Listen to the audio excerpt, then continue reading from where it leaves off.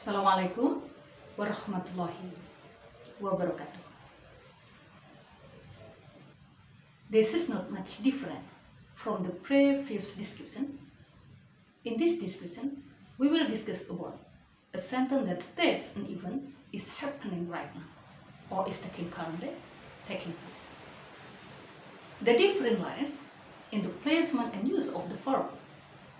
On the other hand, the timing of the event emphasizes that the event is indeed taking place at the time we speak. Jadi, tidak jauh berbeda dengan pembahasan sebelumnya, yakni simple present tense. Pada pembahasan kali ini, kita masih akan membahas tentang kalimat yang menyatakan suatu peristiwa yang sedang terjadi saat ini atau sedang berlangsung saat ini. Perbedaannya adalah terdapat pada penempatan atau penggunaan verb atau kata kerjanya. Di samping itu, waktu terjadinya peristiwa lebih menekankan bahwa peristiwa tersebut memang benar-benar sedang terjadi atau sedang berlangsung pada saat kita bicara. Mari kita bahas bab ini dalam present continuous tense.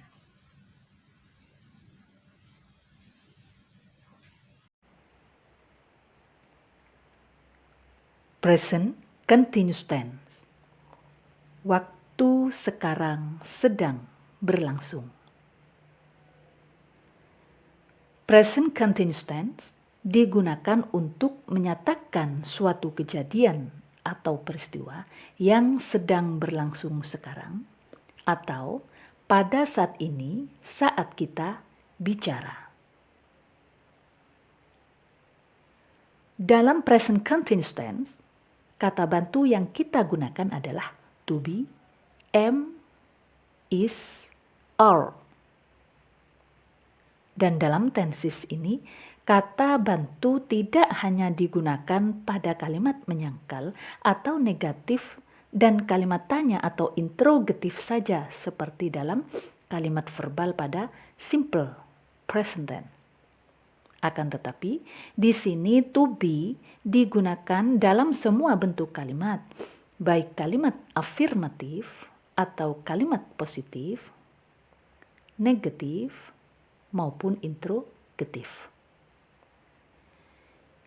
Kita hanya perlu menyesuaikan masing-masing kata bantu tersebut atau to be-nya dengan pasangan subjeknya, yakni I dengan am, you, they, we, atau benda jamak, baik orang maupun benda-benda lain yang lebih dari satu, atau plural, dengan are.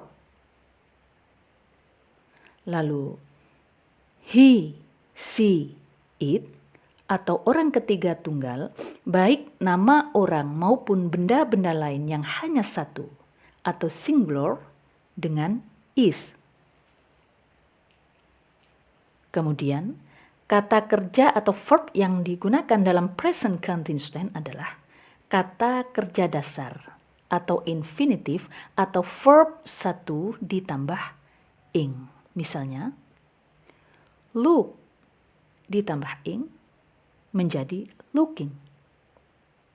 Talk ditambah ing menjadi talking. Meet menjadi meeting, sleep menjadi sleeping. Nah, setelah kita mengetahui bentuk-bentuk kata bantu dan kata kerjanya, sekarang masuk ke structure atau rumusnya. The structure of present continuous tense: subject, lalu to be, am, is, are, lalu verb satu ditambah ing, dan seterusnya untuk afirmatif atau kalimat positif. Kemudian untuk membuat kalimat menyangkal atau negatif, kita hanya perlu menambahkan kata not setelah to be, am, is, are. Jadi rumusnya adalah subject, lalu to be am is are, lalu not, lalu verb 1 ditambah ing, dan seterusnya. Sedangkan untuk membentuk kalimat tanya atau interrogatif, kita letakkan to be am is are di muka atau di awal kalimat sebelum subjek. Rumusnya adalah to be am is are, lalu subjek, lalu verb 1 ditambah ing, dan seterusnya. Oke? Agar lebih jelas, perhatikan penerapannya dalam contoh-contoh kalimat berikut ini. 1. I'm painting. I'm not painting. Am I painting? Yang kedua, the children are playing football in the yard. The children are not playing football in the yard. Are the children playing football in the yard? 3. Sheila is cooking in the kitchen right now. Sheila is not cooking in the kitchen right now. Is Sheila cooking in the kitchen right now? Oke. Selanjutnya ada beberapa aturan tentang pemakaian kata kerja. Yang pertama, beberapa kata kerja tidak boleh memakai ing. Apa sajakah mereka? Kata kerja yang tidak boleh memakai ing diantaranya adalah 1. Kata kerja yang berhubungan dengan panca indera atau verb of sense. Contohnya, smell, hear, see, dan sebagainya. Yang kedua, kata kerja yang berhubungan dengan pikiran atau verb of thought or opinion. Contohnya, remember, forget, expect, release, believe, dan sebagainya. Selanjutnya yang ketiga,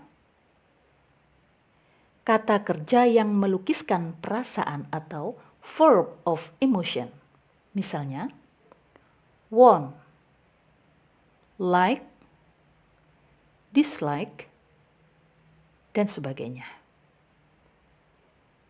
Dan yang keempat, kata kerja yang menunjukkan kepunyaan atau verb of possession. Misalnya, belong to, own, dan sebagainya. Kemudian ketentuan yang kedua, tata aturan pemakaian ing pada kata kerja dasar adalah sebagai berikut. Yang pertama, kata kerja dasar atau infinitif pada umumnya langsung ditambah ing. Contohnya, speak menjadi speaking, read menjadi reading, cook menjadi cooking, climb menjadi climbing.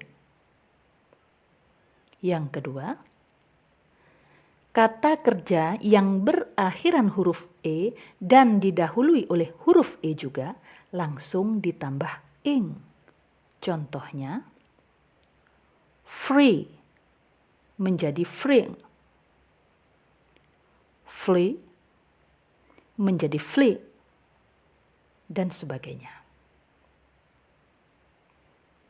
Ketiga, kata kerja yang berakhiran huruf e dan didahului oleh huruf i, maka huruf ie tersebut harus dirubah menjadi y terlebih dahulu, lalu tambahkan ing. Contoh, lie menjadi lying. Day menjadi day. Dan sebagainya. Yang keempat, kata kerja yang berakhiran huruf E dan didahului oleh konsonan atau huruf mati, maka huruf E harus dihilangkan terlebih dahulu, lalu tambahkan ing. Contohnya, advice menjadi advising. Abase menjadi abasing.